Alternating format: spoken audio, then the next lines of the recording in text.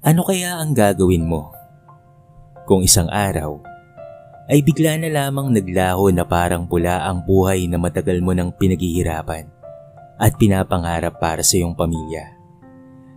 Ang masaklap pa, ito ay dahil lamang sa kagagawa ng ibang tao.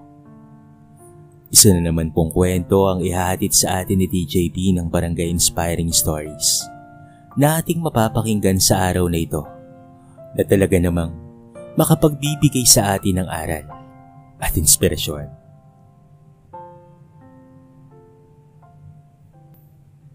Ma, wala na po kaming bigas. Mahinang bulong ni Ella habang hawak ang basyong lata ng bigas. Napalingon si Marilyn mula sa pagsusulat sa maliit na mesa ng kanilang bahay.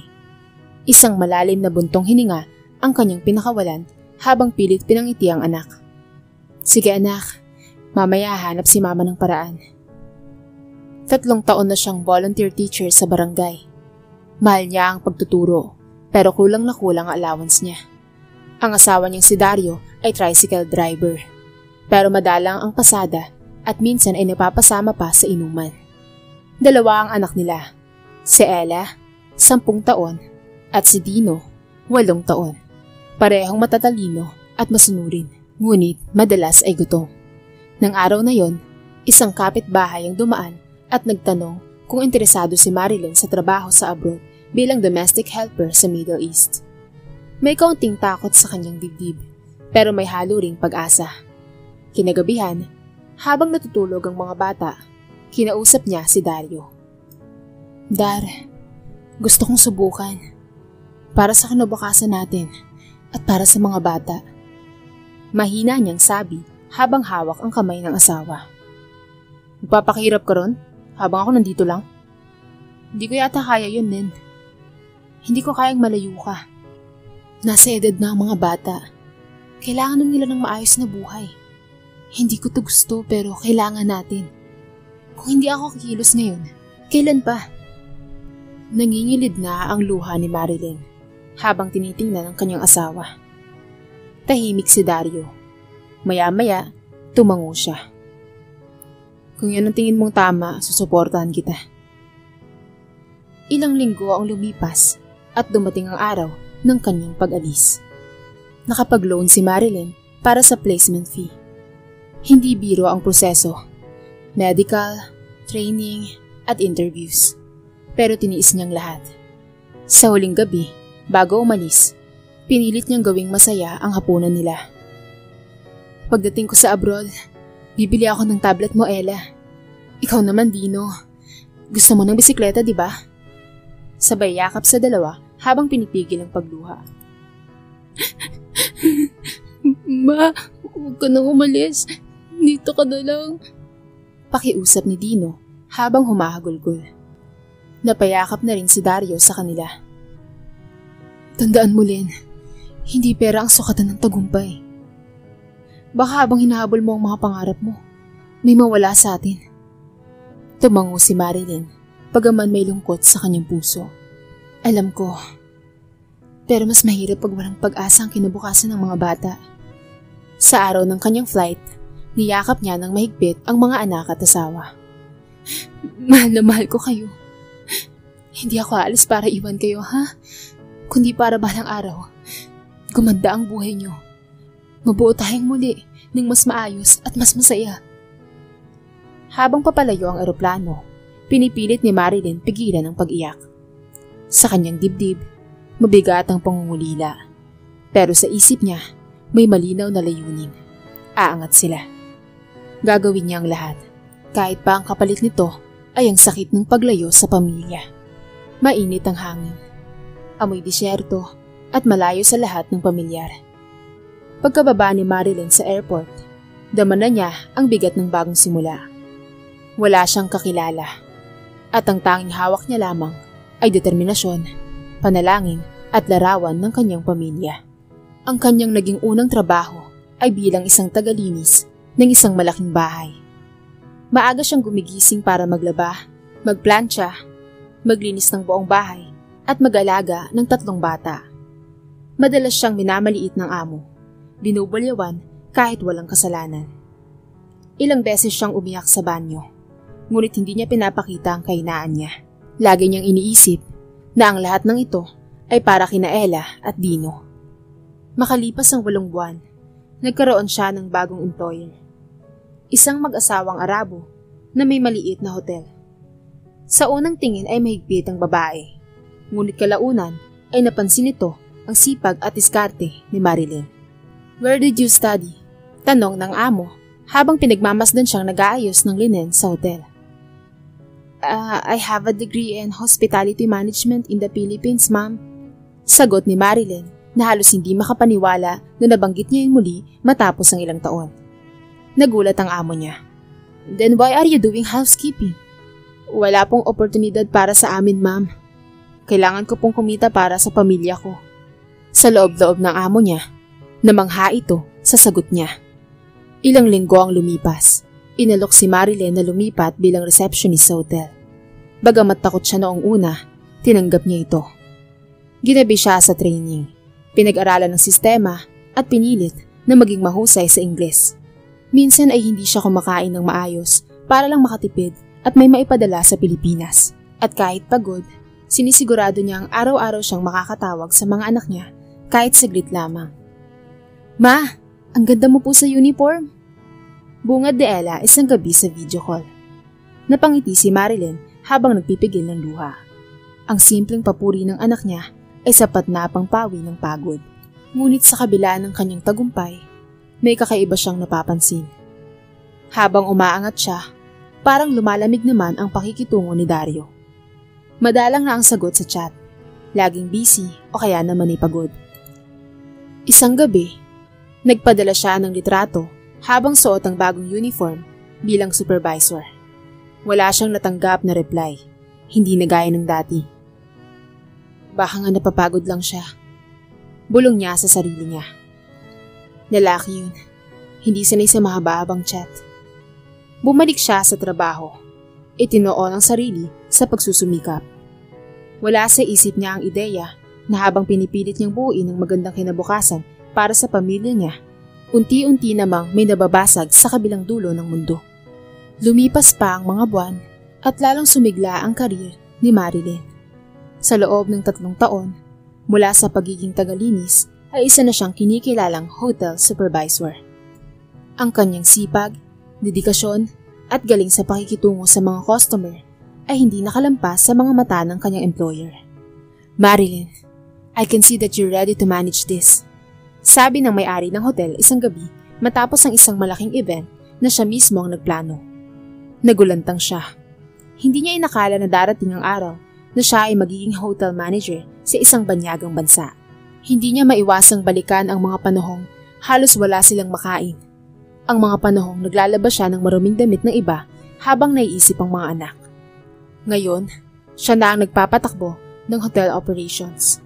Mas mataas na ang sahod niya. Mas magaan na ang trabaho at mas malaki na ang may papadala niya sa Pilipinas. Dahil dito, nakapag-umpisa siya ng pabahay. Isang simpleng bungalow sa kanilang probinsya ang unti-unti niyang ipinatayo. May sariling kwarto ang bawat anak, may maliit na garden para kay Ella at garahe para sa bagong motorsiklo ni Dario. Pinadalhan niya rin ng pera ang kanyang ina at mga kapatid. Ilang kapitbahay ang humanga at nagsabing, "Ibang klase talaga si Marilyn. Umalis siya bilang yaya, bumalik na matagumpay." Sa kabila ng kanyang pag-angat, ang kanyang puso ay tila unti-unting nangangapa. Napansin niyang hindi na gaya ng dati ang ugnayan nila ni Dario. Hindi na ito nagpapadala ng litrato. Bihira na ring magkwento tungkol sa mga anak. Laging abala, laging may dahilan. Isang gabi, habang nag-uusap sila online ng kanyang mga anak, napansin niyang hindi kasama si Dario. "Mga anak, nasaan ang papa niyo?" Tanong niya. "Lumabas lang po, ma. Kasama po yata si Tita Lorna. Laging tumutulong dito sa bahay si Tita." Sagot ni Ella. Inosente ang tinig. Napangiti si Marilyn, ngunit may kurot sa kanyang dibdib. Kilala niya si Lorna. Dating kapitbahay na laging tumutulong tuwing wala siya. Siguro mabait lang talaga. Bulong niya sa sarili. Pinipilit alisin ang mga hinala. Sa gitna ng kanyang pagod at pagdududa, mas pinili ni Marilyn natutukan ang kanyang kinabukasan. Nais niyang buuin muli ang pamilya sa mas magandang kalagayan. Plano na niyang kunin si Dario at ang mga bata para tumira kasama niya sa Middle East. May nahanap na siyang sponsor para sa visa. Sapat na ang kita niya para sa buong pamilya. Pinangarap niyang sa muling pagsasama nila, magiging masaya ang lahat. Panatag, maginhawa at buo. Ngunit sa ilalim ng kanyang mga pangarap, may namumuong tahimik na panganib. Isang katotohanang pilit niyang binabaliwala. Sa kanyang pagpili ng pangarap, may unti-unting nalalagas na bahagi ng kanyang pamilya. Ang init ng pagmamahal, ang koneksyon, at ang pagkalingang hindi kayang tumbasan ng pera. Hindi niya alam, pero hindi lang dapat tahanan ang pinapatibay, kundi maging ang relasyon. Kailangan ding patibayin. Habang abala si Marilyn sa pag-angat ng kanilang buhay sa abroad, si Dario naman ay unti-unting nilamon ng katahimikan ng bahay na wala ang kanyang asawa. Sa unay tiniis niya ang lungkot. Madalas siyang umiinom kasama ang mga kaibigan para lamang mapawi ang pangungulila. Ngunit habang lumilipas ang mga buwan, naging normal na para sa kanya ang mawala ang presensya ni Marilyn. Si Lorna ang kapitbahay nilang matagal nang tumutulong kay Marilyn sa mga gawaing bahay.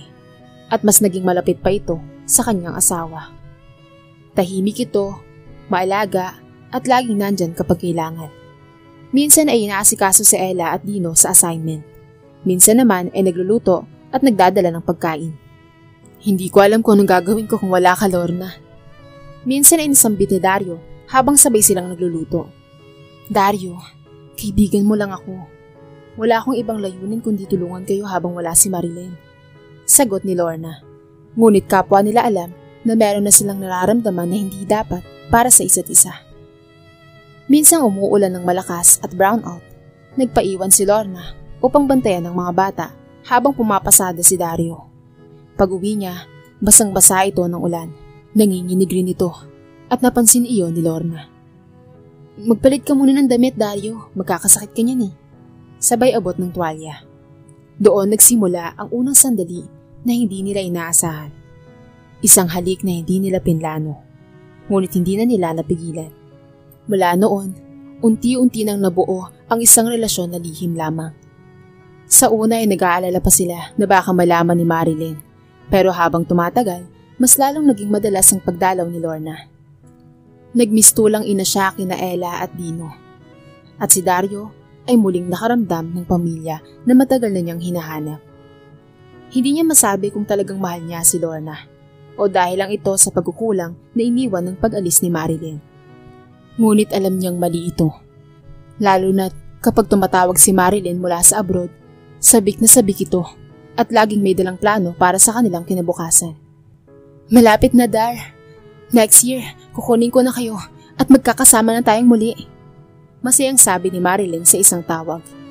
Napayuko lang si Dario. Sa bawat tawag ni Marilyn ay mas lalo siyang natatabunan ng hiya. Pero hindi rin niya kayang tapusin ang relasyon kay Lorna dahil parang huli na ang lahat. Isang gabi, kinausap siya ni Lorna habang sila'y nasa kusina. Dario, hanggang kailan tayo ganito? Tanong nito. Hindi ko alam. Pero hindi ko rin kayang mawala ka. At sa puso ni Dario, unti-unting bumigat ang katotohanan. Habang ang asawa niya ay nagsusumikap sa malayo para sa kanilang kinabukasan, siya na may unti-unting nalulunod sa kasalukuyang ginagawa ng bagong pagmamahal. Pagod na rin siyang magkunwaring wala. Sa kanyang katahimikan, alam niyang darating ang araw na kailangang mamili siya. At darating ang araw na kailangang harapin ang resulta ng kanyang lihim. Matapos ang halos 4 na taong pagtitiis, sakripisyo at walang humpay na trabaho, nakatanggap si Marilyn ng balita mula sa immigration office. Approved na ang family visa ni Dario, Ella at Dino. Hindi siya halos makatulog sa tuwa. Agad siyang nag-book ng tiket pa uwi ng Pilipinas. Bitbit niya ang lahat ng pinaghirapan, mga pasalubong, papeles at pangarap na buuin muli ang pamilya. Excited siyang ipakita ang bagong buhay na naghihintay para sa kanila. Sa airport, suot niya ang simpleng dress na binili niya para sa espesyal na araw. Kumpleto ang handa sa bahay, may karatolang welcome home ma. na sinulat ni Ella at Dino. Ngunit isang bagay ang hindi niya inaasahan. Si Dario ay tila malamig, hindi makatingin ng diretsyo sa kanya. Dario? Bungad niya habang nasa loob sila ng kwarto, malayo sa mga bata. Kunin na natin ang schedule para sa medical niyo. Kapag okay na ang lahat, lilipad na tayong magkakasama. Hindi agad sumagot si Dario. Matagal siyang nanahimik, hanggang sa tumayo ito at nagbuntong hininga. Len, may dapat kang malaman. Nanlamig ang katawan ni Marilyn. Hindi niya inaasahan ang susunod na mga salita. May relasyon kami ni Lorna. Nagsimula lang to nung panahong hindi ko alam kung paano mag-isa. Pero habang tumatagal, minahal ko na siya, Lynn. Para siyang binagsakan ng langit at ng lupa. Naupo siya saglit. Nanlalamig ang kamay. Hindi niya malaman kung iiyak ba siya o sisigaw. Anong ibig mong sabihin, Dario? Na hindi ka nasasama sa akin? Naiiwan mo ang lahat ng pinaghirapan natin? Huwag mo akong gawing kontrabida, Len. Hindi mo alam kung gaano kahirap maiwan dito mag-isa, kasama ang 2 bata. Ikaw, abala ka sa pangarap mo. Ako narito. Natutong magmahal ulit. Natahimik si Marilyn. Pinagmasda ng taong minsan niyang minahal ng buong buo. Ngayong kaharap niya ito, parang hindi na siya kilala nito. Ngunit sa kabila ng sakit, pilit niyang pinanindigan ang pinakamatibay niyang sandata, ang kanyang dignidad. Hindi kita pipilitin, Dario. Kung sa tingin mo'y mas masaya ka sa kanya, hindi ko hahadlangan yun. Pero ang mga anak natin, ako ang magdadala sa kanila. Hindi lang ito tungkol sa pangarap ko. Ito ay tungkol sa kinabukasan nila. Nagulat si Dario sa katahimikan ni Marilyn. Wala siyang tinig ng galit. Tanging pagkadurog na pilit niyang itinatayo. Kinabukasan, kinausap niya si Ella at Dino. Ipinagtapat niya ang lahat sa simpleng paraan. Hindi siya nagsalita ng masama laban sa kanilang ama. Pinili niyang ituro ang kahalagahan ng katotohanan at pagtanggap. Ma, sasama kami sa'yo. Hindi dahil iniwan kami ni Papa, kundi dahil alam naming mahal mo kami at ginawa mo po ang lahat para sa amin. Ani Ella, yakap ang ina. Habang paalis ang sasakyan nila, pauwi ng bahay ng kanyang ina, ibinaba ni Marilyn ang bintana at pinakawalan ang isang malalim na buntong hininga. Hindi itong pagbabalik na inaasahan niya, pero itong simula ng bagong kabanata. Ang ina na muling bumangon kahit wasak ang puso. Tahimik ang bahay ng ina ni Marilyn sa bayan. Dito pansamantalang tumuloy sina Marilyn, Ella at Dino habang inaayos ang kanilang pag-alis. Sa labas, masaya ang mga kapitbahay. Binabati siya, kinukumusta, pinupuri ang kanyang tagumpay. Ngunit sa loob ng kanyang dibdib, tila isang mundong gumuho. Tuwing gabi, habang natutulog ang mga bata, humihikbi si Marilyn sa unan. Hindi galit ang nangingibabaw sa kanya, kundi matinding lungkot. Kalungkutang hindi matutumbasan ng kayamanan o tagumpay. Ginawa ko naman ang lahat. Bulong niya sa sarili ng paulit-ulit. Binuksan niya ang kanyang cellphone at tiningnan ang mga lumang litrato nila ni Dario. Masayahin ito noon. Palabiro, laging may pangako ng habang buhay. Pero ngayon, ang larawan ay isang alaala na lang ng isang lalaking dati niyang pinagkatiwalaan ng buong puso. Kinabukasan, dumalaw ang ina ni Marilyn sa kanyang kwarto. Anak, alam kong masakit. Pero minsan, kahit gaano mo pa ipaglaban, may mga taong hindi talaga para sa'yo habang buhay. Ma, mali ba ako na pinili kong mga ibang bansa? Na pinili kong magsumikap para sa buhay namin? Natin? Tanong ni Marilyn habang luhaan. Hindi anak, ginawa mo yun para sa kanila. Ang kasalanan ng isa ay hindi kailanman magiging kabawasan sa sakripisyo mo. Huwag mong sukuan ang sarili mo dahil lang sa pagkakulang ng iba. Naging sandalan niya ang kanyang ina sa panahong yun. Pinili ni Marilyn na huwag ipagsigawan ang nangyari. Ayaw niyang mapahiya si Dario sa harap ng mga anak o ng buong barangay. Pero sa loob-loob niya, unti-unting nauubos ang pusong minsan niyang pinuno ng pag-asa at pangarap. Dumating ang araw ng kanilang pag-alis. Sa airport, hawak-hawak ni Ella ang kamay ng ina, habang si Dino naman ay yakap ang kanyang maliit na backpack. Tahimik silang tatlo, pero baka sa mukha ng mga bata ang pag-unawa. Mas maaga pa sa inaasahan. Natutunan nilang ang pamilya ay hindi laging buo. Wala si Dario sa paliparan, ni hindi man lang ito nagpaalam. Ang huling mensahe na natanggap ni Marilyn ay isang simpleng, "Ingat kayo. Paalam." Sa eroplano, habang pinagmamasdan ni Marilyn ang ulap sa labas ng bintana, napaluha siya ng hindi niya namamalayan. Ngunit sa puso niya, may kakaibang kapayapaan.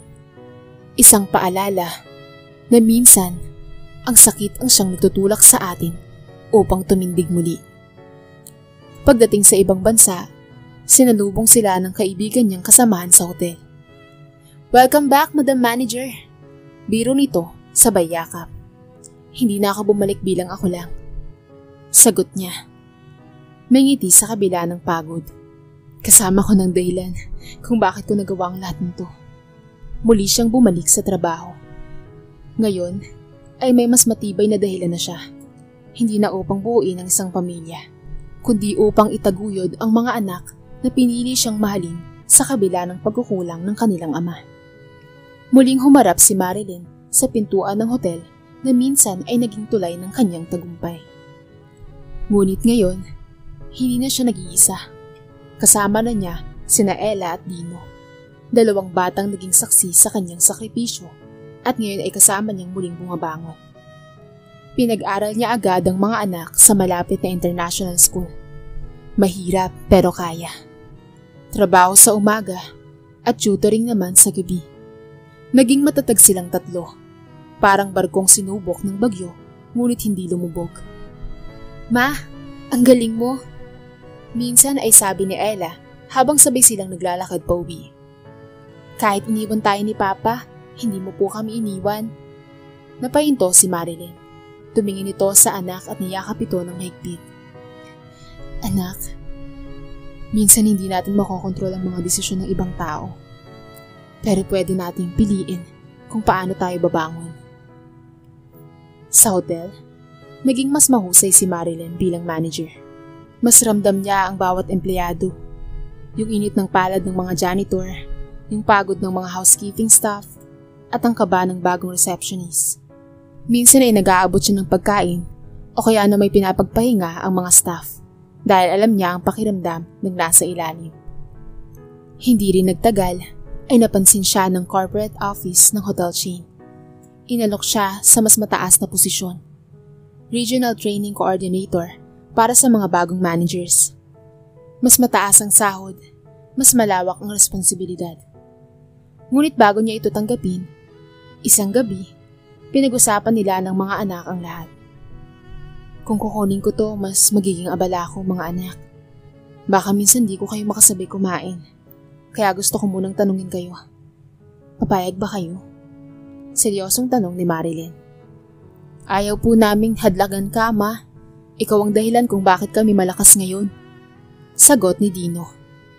"Basta po, uuwi ka tuwing Sabado at may yakap ka sa amin, ha?" Dagdag ni Ella sabay ngiti.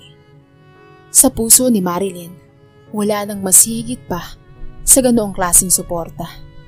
Tinanggap niya ang alok at naging inspirasyon sa marami. Hindi lang bilang manager, kundi bilang isang inang tumayo mula sa pagkawasak. Samantala, si Dario ay nanatili sa probinsya. Nagtayo ng maliit na negosyo sa tulong ng ilang kamag-anak. Si Lorna ay nagsilang ng kanilang anak. Sa panlabas, masaya silang pamilya. Ngunit sa mga mata ni Dario, may lungkot na hindi maitatago. Tanong na paano kung hindi niya iniwan si Marilyn. Ito ang madalas na gumugulo sa kanya tuwing gabi. Isang araw, nakatanggap si Marilyn ng mensahe mula sa Facebook. Galing ito kay Dario. Salamat Marilyn. Dahil kahit iniwan kita, hindi mo iniwan ang mga anak natin. Patawad. Hindi na siya nag-reply. Hindi na kailangan. Sa puso niya, tapos na ang kabanatang iyon. Hindi para sa kanya ang galit, kundi ang kapayapaan. Ngayon, tuwing tinitingnan niya ang mga anak habang nag-aaral o natutulog, alam niyang tama ang pinili niya. Hindi man niya napanatili ang buong pamilya, naisalba naman niya ang puso ng mga anak niya. At sa huli, iyon ang tunay na tagumpay para sa kanya. Mabilis na lumipas ang panahon. 2 taon na mula nang tuluyang humiwalay si Marilyn kay Dario. Ngayon, si Ella ay nasa senior high school at si Dina naman ay nasa kalagitnaang baitang. Parehong masisipag, mapagpakumbaba at puno ng pangarap ang mga batang lumaki sa sakripisyo at hindi sa karangyaan. Si Marilyn ay hindi na lamang manager, kundi naging mentor ng mga bagong hotel leaders.